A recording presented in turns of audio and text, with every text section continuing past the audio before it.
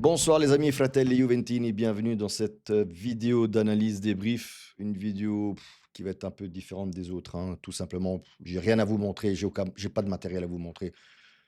Vous l'avez bien vu vous-même le match hier où on n'est jamais rentré sur le terrain avec une suffisance incroyable et bravo Como qui a mérité cette victoire à l'Alliance, tout simplement.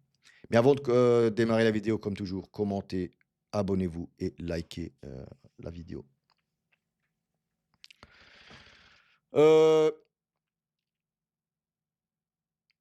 je ne sais même pas par quel bout commencer, j'ai tellement de choses à vous raconter, mais déjà parlons de ce style et Juventus, de cette histoire Juventus hier. Je pense qu'on a touché le fond avec ce maillot à strisce horizontali, donc avec ces rayures horizontales. Euh, Hier, on a donné une baffe ou un coup de pied, appelez-le comme vous voulez, à la Storia Juventus avec ce maillot horizontal, avec les rayures horizontales. C'est d'un horrible, les amis, c'est d'un horrible. Je ne comprends même pas comment on peut proposer quelque chose au niveau commercial et marketing de ce que j'ai vu hier. Bref, de toute façon, ça part du haut, hein, ça part d'Anelkan, le propriétaire, qui est tout sauf à Juventino et qui fait tout, enfin, qui aime tout sauf le calcio, qui n'est pas intéressé au calcio. S'il te plaît, Elkan, vends la Juventus, s'il te plaît, vends-la, parce que tu ne mérites pas la Juventus. Premièrement, tu n'es pas dans la lignée Agnelli, ça, et tu ne le seras jamais. Donc, vends la Juventus, je pense que ce sera la meilleure chose que tu puisses faire. Puis à la société, les dirigeants, franchement, Ottolini, Comolli, même Chiellini, Modesto, chi cazzo sono? Euh, c'est pas des dirigeants de la Juve, tout simplement. Ferrero, le Père Noël là qui dort tout le temps sur les gradins. Bref, et les joueurs qui pour moi aussi ne sont pas del stampo Juventus, ne méritent pas ce maillot tout simplement, hein, à part deux voire trois, allez quatre, maximum quatre joueurs. Mais voilà, mais ça c'est. Hier, je pense qu'on a touché le fond avec ce maillot. Je pensais pas toucher le fond. Hier, ça, au-delà du score 0-2, parce qu'on peut perdre un match, hein, c'est pas ça. Surtout un match où Com a clairement mérité de gagner. Je ne dis pas le contraire. Mais hier, je pense qu'on a touché un fond que je ne pensais pas voir un jour. Euh, et je pense que c'est un peu un tout, hein, quand je vois ces 10-15 dernières années, c'est un peu un tout qui me font penser tout simplement que on arrivait à un point où tout simplement euh, ça me mange de l'intérieur. Voilà, on va dire ça comme ça. Ça me brûle à l'intérieur, ça me bouffe de l'intérieur, on va dire ça comme ça, pour un passionné de Juventus. Euh, voilà, on va en rester là parce que sinon après je vais partir dans quelque chose que je n'aime pas. Et peut-être j'en parlerai une fois dans une vidéo. Mais enfin, hier, ça m'a vraiment affecté. Au-delà de ce 2-0, perdu 2-0, c'est vraiment ce maillot-là où on a vraiment bafoué toute la storia Juventus avec ce maillot-là. Je, bref. Sinon, revenons un peu sur le match hier. Di Gregorio, bon, bref, j'arrête avec Di Gregorio de toute façon. Pour ceux qui ont compris, tant mieux. Pour ceux qui n'ont pas compris, tant pis.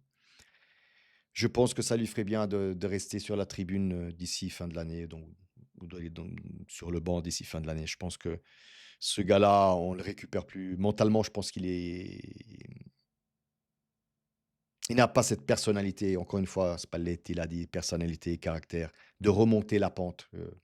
Non, il sait bien qu'il fait des conneries. Je pense que même lui, il s'en rend compte. Je pense qu'il n'y a que Spalletti qui ne s'en rend pas compte et ne met pas Perrine à la place. Ou tout simplement, pourquoi pas un gardien de la next-gen qui sont meilleurs, hein, de Di Gregorio, tout simplement. J'espère que face au Galatasaray, mercredi, mardi, mercredi, On jouera avec Perrine et avec Perrine jusqu'à la fin de l'année. Et qu'ils se regardent un peu intérieurement, Di Gregor, et qu'ils se disent, oui, j'ai pas le niveau. J'espère que... Et je pense qu'on ne pourra pas le récupérer. Euh, Comme je le dis, et ce n'est pas contre l'homme Di Gregorio, mais contre le joueur, le gardien Di Gregorio. J'arrête pas de lire, hein, quand je dis ces choses-là, c'est toujours contre le joueur et jamais contre l'homme. Malheureusement, il n'a pas les bases. Cet homme-là n'a pas les bases, n'a pas les bases d'un gardien. Il a 24, 25 ans, il ne récupérera, il ne pourra jamais arriver à ce niveau-là. C'est trop tard pour lui. Soit tu les as maintenant, soit tu ne les as plus. Donc, pour moi, si on peut le vendre quelque part, tant mieux. Sinon, ben, on le met, on essaierait de le mettre en prêt dans un club de Serie A, Serie B, tout simplement, parce que ça ne va pas. Di Gregor, vous avez vu hier soir sur le premier but. Allez voir aussi le but qui se prend face à l'Inter. Je sais même pas. Je vous l'ai dit, hein, je pense que les cadets ici à Luxembourg les gardiens sont mieux que lui. Moi, j'ai jamais vu, franchement, le but. Allez, et là, je termine sur Di Gregorio. Allez voir quand Voivoda tire et que le ballon rentre. Pendant 2 secondes, Voivoda, il est là, il comprend, il n'exulte pas tout de suite parce que même lui, il dit, mais le ballon, il est rentré. Même lui, il ne comprend même pas comment le ballon a pu rentrer. Enfin, personne n'a compris, sauf Di Gregor. Enfin, soit, voilà. Alors, allez-vous voir cette image-là, c'est à mourir de rire. Voivoda, il tire, le ballon arrive à 2 à l'heure, il est là, le ballon rentre, et après 2 secondes, il fait, ah ok, le ballon, c'est but. Même lui ne comprend pas comment le but il est rentré. Soit. Donc, Di Gregorio, voilà, tout simplement, je pense que je ne reviendrai plus dessus. Hum, La défense, les amis, la défense. Que dire hier soir, la défense, je vous l'ai dit tout de suite, hein, pour moi, on aurait... voir cette défense à 3, personnellement, j'en peux plus. Je n'ai jamais, que ce soit sur Tudor ou sur quelqu'un d'autre, je n'aime pas voir une défense à 3, surtout avec un gars qui Kelly et Cop Miners. Encore une fois, hein, Kelly, c'est un défenseur qui a toujours mal fait quand c'est une défense à 3. Il a mal fait avec Tudor et malheureusement, je ne sais pas pourquoi on repropose un Kelly en défense en 3, à 3 derrière. Surtout les amis, je l'ai dit hier soir, on pouvait jouer à 4 hein, avec un Kostic, un Cambiaso et latéraux et Gatti, Kelly, défenseur central. Je ne comprends pas pourquoi Spalletti, mais là, il ne l'a pas expliqué hier en conférence de presse, il a dit autre chose. D'ailleurs, on va revenir sur Spalletti aussi, les amis. Mais je pense qu'on aurait pu jouer à 4, à moins que Kostic ait un problème physique qu'on ne connaît pas ou qui n'est pas sorti. Hein, tout est possible aussi. Hein. Mais tant qu'à faire, si tu voulais vraiment jouer avec Fantomas, donc alias donc Cop Miners, alias Fantomas, ou mettez-le dans le sens que vous voulez, on aurait pu mettre Cop Miners à la place de Miretti là devant, parce que Miretti, c'est... Laissez tomber Miretti. Bref. Voilà, défensivement, on n'y était pas, les amis. Je vais donner une note globale à donc Di Gregorio 0, hein, Tarallo. Je vais donner une note globale à la défense. Je vais donner un 4 à la défense hier soir. Au milieu de terrain, les amis, on va commencer par Locatelli, Thuram. Locatelli, 5. Ni plus ni moins. Sur le deuxième but, c'est de sa faute. Il glisse pour aller récupérer le ballon. Hein, aller regarder la vidéo. Et de là par le contre-pied du Como. Donc, erreur de la part de Locatelli. Thuram, 0. Thuram, 0. Comme son frère Marcus. Hein, je regarde aussi son frère Marcus à l'Inter. Hein. Lilian, va falloir que tu parles un peu avec tes 2 gamins là parce que ça ne va pas. C'est 5 matchs bons, 10, 15 matchs complètement à travers. Que ce soit Marcus et que ce soit Kefrem, les deux. Hein, les deux. Même à l'Inter, je vois que Marcus, ça ne va pas. Donc Thuram 0. McKennie 5. Il essaie de faire ce qu'il peut, hein, mais malheureusement, quand toute l'équipe ne va pas bien, McKennie ne peut pas te résoudre ou trouver toujours ce but miraculeux. Cambiaso de l'autre côté, doué, doué. Je ne sais pas ce qui se passe avec ce joueur. Il m'a l'air perdu sur le terrain. Allez regarder, moi je regarde beaucoup au-delà de la tactique de jeu, je regarde aussi beaucoup les mouvements du joueur et le joueur où il regarde. Et allez regarder Cambiaso, il cherche beaucoup Spalletti. En fait, ce joueur, je pense qu'il ne sait pas où il doit se mettre. Alors peut-être c'est à cause du 3-4-2-1, je ne sais pas. Mais hier, il cherchait du regard Spalletti, et Spalletti lui parlait continuellement à Cambiaso. En fait, en première mi-temps, il ne savait pas où il devait se mettre.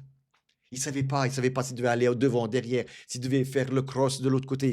Il sait pas. Ce joueur s'est perdu dans les limbes. Je sais même lui, il sait pas où il est. Même lui, je pense qu'il sait pas où il est, Cambiaso. Bref. Là devant, Miretti, laissez tomber, hein, je voulais Miretti zéro, hein, il a été remplacé tout de suite par Conceição. Moi j'aurais, au bout de 10 minutes, hein, j'aurais déjà viré Miretti. Mais bon, moi je l'aurais déjà pas mis dans la compo de départ. À la limite, j'aurais mis un Boga là, je sais pas, pourquoi pas. Il dit oui, il essaie de faire ce qu'il peut, mais sans plus. Il dit cinq, hein, pour le tir, pour quelques dribbles, mais il dit les amis, lui aussi dans le creux de la vague. Et Openda, là devant, un, parce que j'aime les tresses qu'il a sur la tête, on va dire ça comme ça. Quand il est face à face au gardien, là, et à Butiès, et il essaye de lober le gardien. Mais alors, si tu veux lober le gardien, essaie de lober correctement. Mais là, tu n'avais qu'à mettre le ballon par terre, au ras du sol. Butiès ne la prend pas. Butiès ne la prend pas. Donc, je ne sais pas si c'est vraiment un attaquant. 44 millions, je rappelle, 44 millions qu'on va le payer. 44. Grazie come Olli, Grazie come Olli. Mamma mia. Toi et tes algorithmes, andatene a fanculo tutti e due. Désolé, mais il faut que ça sorte de temps en temps. Et j'essaie d'être calme, hein. J'essaie d'être calme parce que cette nuit, ça n'a pas été. Euh, J'étais sur quoi? J'étais sur Openda, oui. Openda. Après, voilà.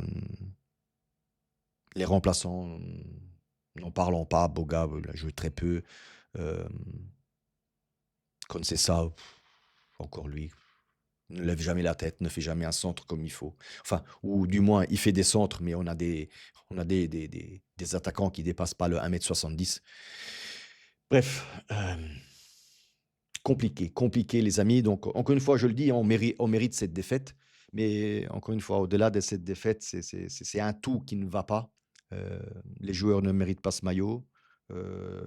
Propriété, société, dirigeance. Et hier, le combo parfait, c'était le maillot qui est sorti. Ça, c'était vraiment la goutte qui a fait déborder le vase de mon côté. En fait, je suis nerveux à l'intérieur.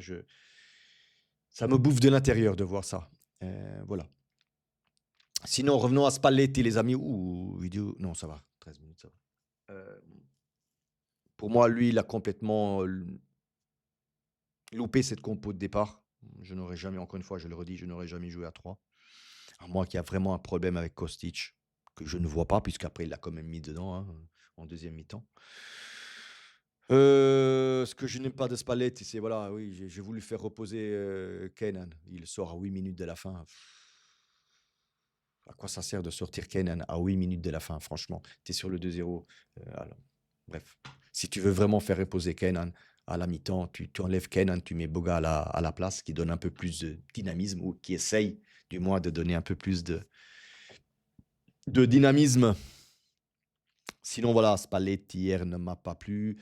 Euh, Après, je pense que les joueurs sur le terrain ne faisaient pas ce que Spalletti avait préparé aux entraînements.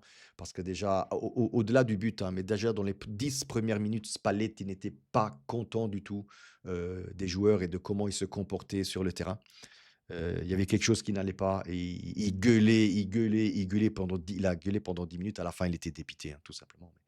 Il a gueulé pendant 10 minutes avant le but, hein, avant le premier but de Coman. Donc voilà. Hier, les joueurs jouaient avec une espèce de suffisance hier. Je ne sais même pas comment vous dire. En fait, hier, il y avait qu'une seule équipe sur le terrain, c'était le Como. Nous, on n'a pas joué. Euh, et très bien comme ça, hein. Como a mérité sa victoire, hein. Je ne dis pas le contraire. Mais hier, voilà, je pense que nous, on n'est jamais descendu sur le terrain. Puis j'ai regardé un peu cette conférence de presse. Alors oui, je vous l'ai déjà dit hier, il a, de- il a utilisé des mots forts, notamment pour Di Gregorio. Où là, ouais, là, je pense. C'est pour ça que je dis que Di Gregorio, je pense qu'on le récupère plus. Mentalement, on le récupère plus. Euh, et aussi pour toute l'équipe.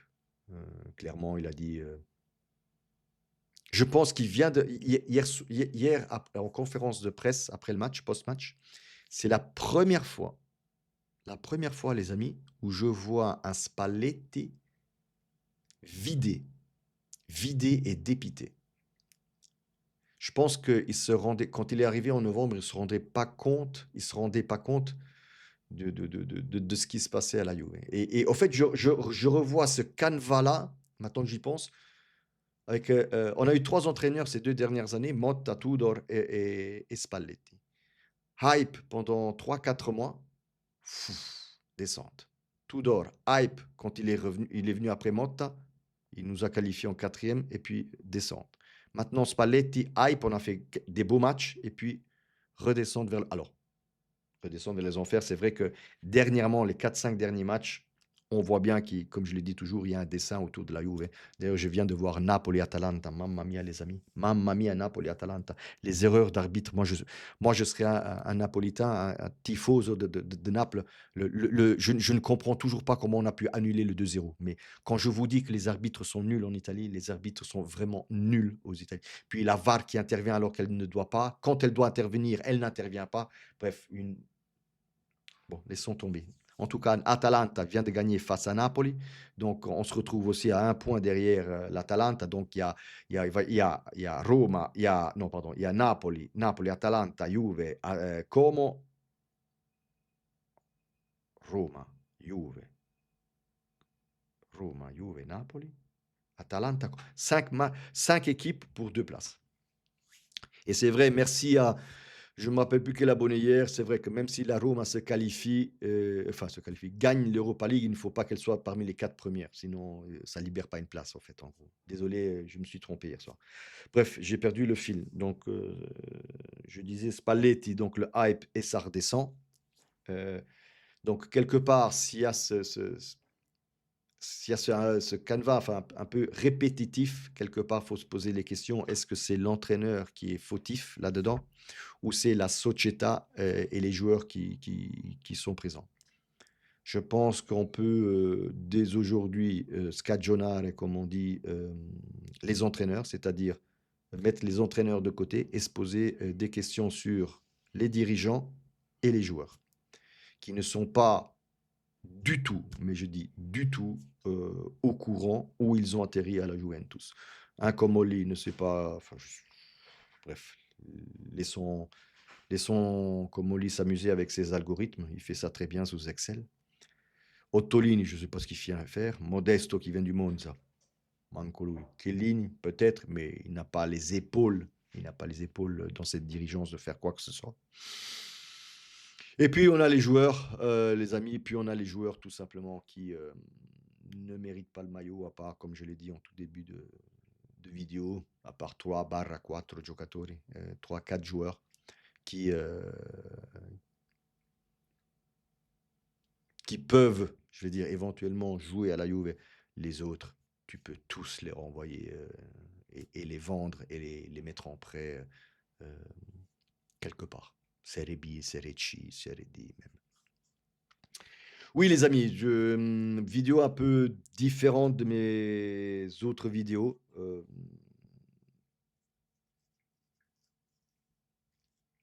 Non, non, je voulais toucher un autre thème, mais la vidéo risque de dépasser les 30 minutes et j'ai pas envie. Bene ragazzi, come sempre fino alla fine, forza Juve.